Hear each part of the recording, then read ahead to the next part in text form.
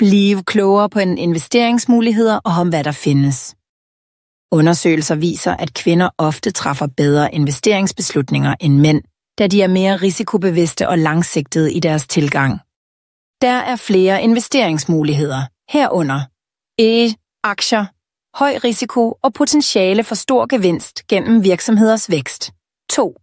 Obligationer, lavere risiko og stabilt afkast gennem renteindbetalinger. 3. Ejendom, mulighed for passiv indkomst og værdistigning, men kapitaltungt. Fonde spreder risikoen ved at investere i flere aktiver. 5. Crowdfunding og P2P-lån. Investering i små virksomheder eller lån med højere risiko og afkast. 6. Råvarer. Investering i guld, olie, emmer for at beskytte mod inflation.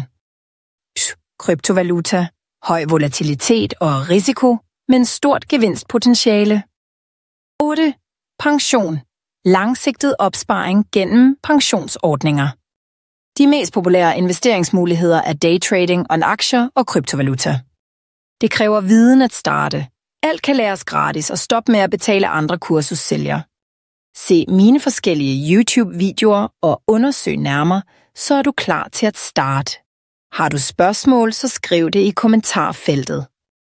Jeg vil på de næste videoer komme nærmere ind på daytrading, aktier, krypto, wholesaling og marketing. Like, kommentar og følg med på YouTube.